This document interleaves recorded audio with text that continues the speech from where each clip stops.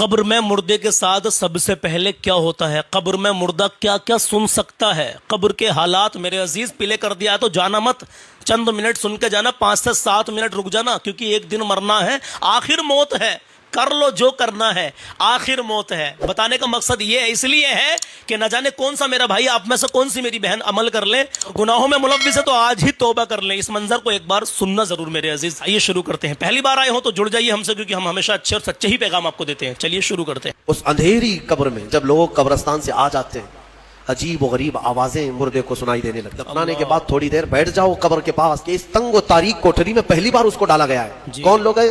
جو اللہ تبارک و تعالیٰ کے پرہیزگار بندے کون ہوتے ہیں؟ ان کے بارے میں اللہ فرما رہا ہے کہ جب ان کے پاس قرآن کی آیتیں تلاوت کی جاتی ہیں تو ان کا ایمان بڑھ جاتا ہے۔ وجلت قلوبہم، ان کا دل ہلنے لگتا ہے شوق سے اللہ کی بارگاہ میں۔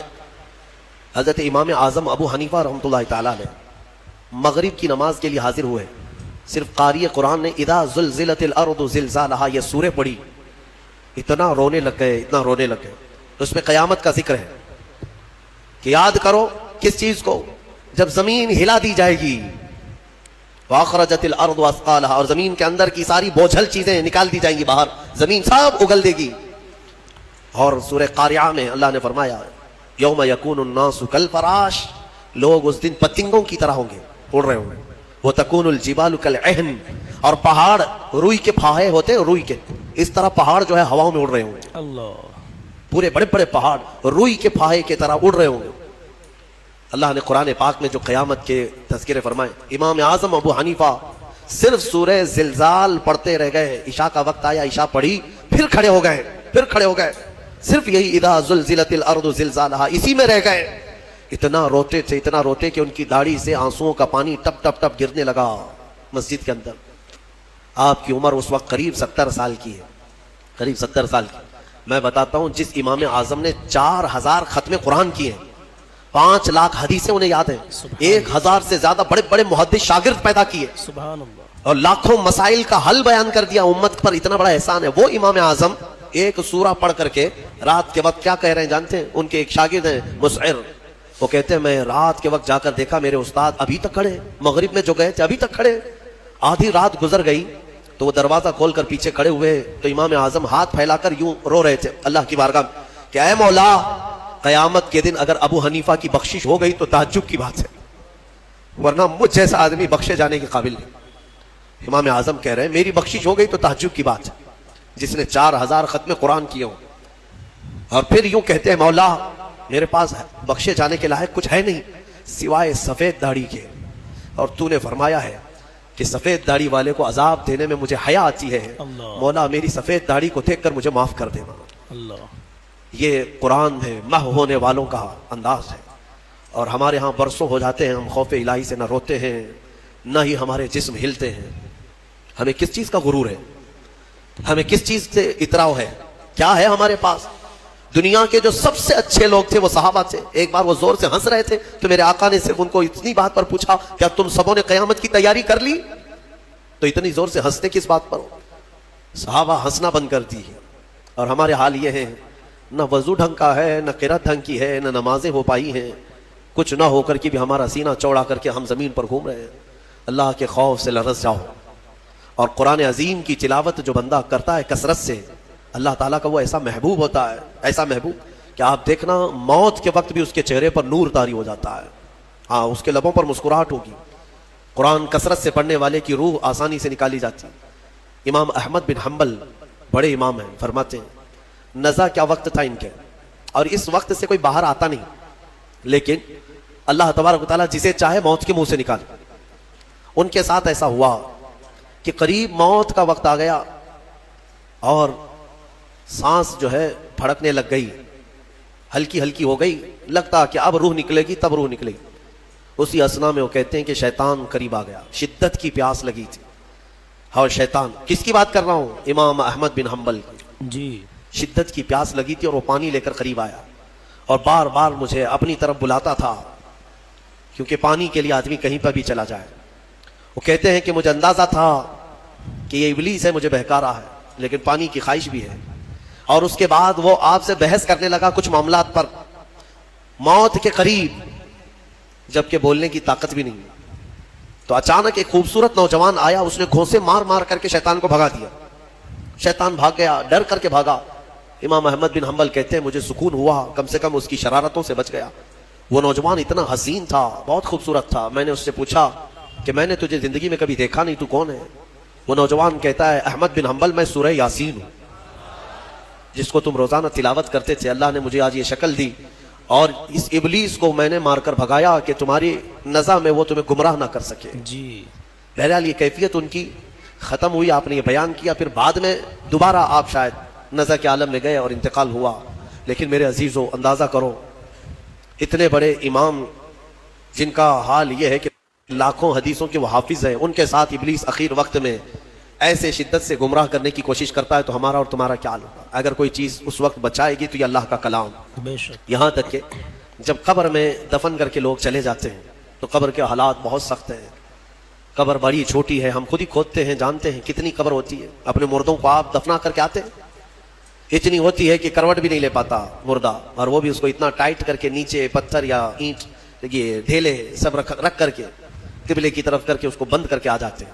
پتہ ہے کس قدر گھبراہٹ ہوتی ہے, بہت گھبراہٹ ہوتی ہے. یہ مت سمجھنا کہ مردے کو اب کچھ پتہ نہیں چلتا, یہاں تک کہ حدیث میں ہے تمہارے چلنے کے چپلوں کی آواز تک وہ مردہ سنتا ہے. جی. بولنے کی آواز تو چھوڑے, چلنے کی آواز بھی وہ قبر میں سنتا ہے. ہر چیز زندوں کے کانوں سے زیادہ کان اس کے تیز سنائی دیتا ہے اس کو. اور جب لوگ چھوڑ کر کے جا رہے ہوتے ہیں وہ اس قدر گھبراہٹ کا شکار ہوتا ہے کہ اس تنگ و تاریک کوٹھری میں پہلی بار اس کو ڈالا گیا ہے. اللہ زندگی بھر کبھی اتنے چھوٹے گڑھے میں نہیں سویا. اللہ اللہ. ہاں, اب حضور پاک صلی اللہ علیہ وسلم نے فرمایا ہے, رشتہ داروں کو بھی کہا ہے کہ دفنانے کے بعد تھوڑی دیر بیٹھ جاؤ قبر کے پاس کہ اس کی گھبراہٹ کم ہو. لیکن کون بیٹھتا کون ہے؟ سب کو اپنی جلدی ہے. عزیز لوگ بھی نہیں بیٹھتے, نکل آتے ہیں. بھائی ہوں, باپ ہوں, بیٹے ہوں, سب نکل کر کے آ جاتے ہیں اللہ ماشاء اللہ. لیکن اس اندھیری قبر میں جب لوگ قبرستان سے آ جاتے ہیں, عجیب و غریب آوازیں مردے کو سنائی دینے لگتی ہیں. اللہ زمین ہلنے لگتی ہے اور دونوں جانب سے دباتی ہے زمین. اللہ اللہ. میرے آقا صلی اللہ علیہ وسلم نے فرمایا ان ضغطۃ القبر حق, قبر کا جھٹکا دینا حق ہے, ہر ایک کے ساتھ ہوگا. اللہ. صحابی رسول سعد بن معاذ کے بارے میں حضور نے فرمایا ان کو قبر دبا رہی تھی. قبر سب کو دبائے گی, لیکن کچھ کو ایسے دبائے گی کہ ان کی ہڈی پسلیاں الگ ہو جائیں, اور کچھ کو محبت سے دبائے گی.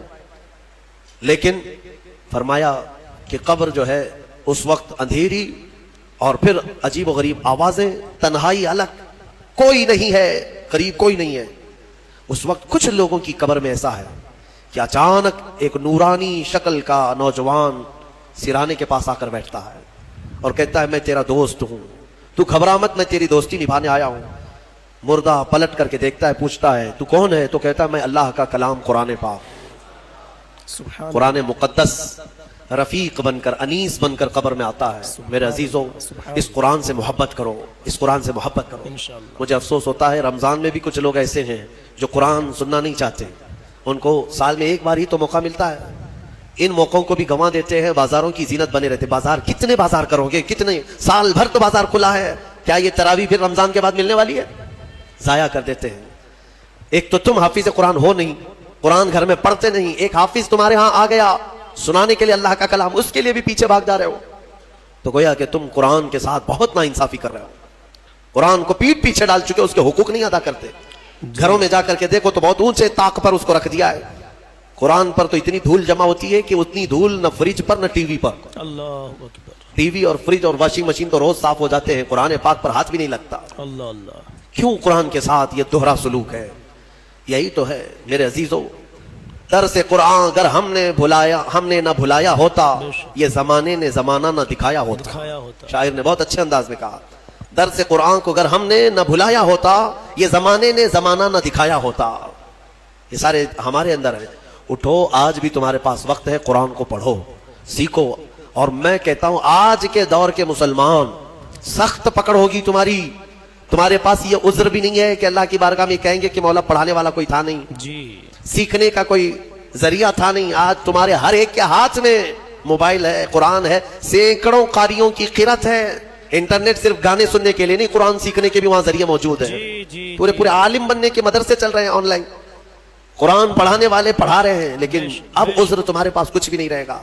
کیا کہو گے کہ ہمارے ہاں کوئی عالم نہیں تھا, کوئی حافظ نہیں تھا, پڑھنے کا موقع نہیں ملا. نہیں, تمہاری سخت پکڑ ہوگی. تمہارے پاس سب تھا, تم نہیں چاہتے تھے قرآن پڑھنا, تم نہیں چاہتے تھے. میرے عزیزو, قرآن کی طرف آ جاؤ. کوئی بہانہ نہیں چلے گا بھائی, حقیقت میں کوئی بھی بہانہ نہیں چلے گا. تو کیا کہنا چاہتے ہو اس بیان کے بارے میں؟ آج مجھے بتانا ضرور کہ آپ نے یہ بیان پورا سنا تھا, آپ کا کیا نام ہے اور آپ ہمیں کہاں سے دیکھ رہے ہیں, اور اس بیان سے ہمیں کیا سیکھ ملتی ہے میرے عزیز. ایک دن مرنا ہے, آخر موت ہے, کر لو جو کرنا ہے, آخر موت ہے. تو کیوں نہ اپنے اعمال اچھے کر لی جائیں, نمازوں سے دل لگا لو, ماں باپ کی قدر کر لو, کبھی کسی کا دل مت دکھاؤ, قرآن مقدس کی تلاوت کرو میرے عزیز. نہیں پڑھنا آتا تو سیکھو, الحمدللہ بے شمار برکتیں ہیں. آپ جو ہے اپنے اندر نرمی پیدا کرو اور ہمیشہ اپنا حسن و اخلاق اچھا بنا کے رکھو, اور کبھی کسی کا دل مت دکھاؤ. نمازوں سے دل لگاؤ, نماز کبھی بھی مطلب چھوڑنا مت. نماز ہر حال میں فرض ہے, خدا کا قرض ہے. اپنا مشورہ ضرور پیش کرنا کمنٹ میں, اور ہاں یار پیارا سا لائک کر دینا. لائک سے پتہ چلتا ہے کہ آپ لوگوں میں سے کتنے لوگ ہماری باتوں سے اس بیان سے متفق ہیں. السلام علیکم.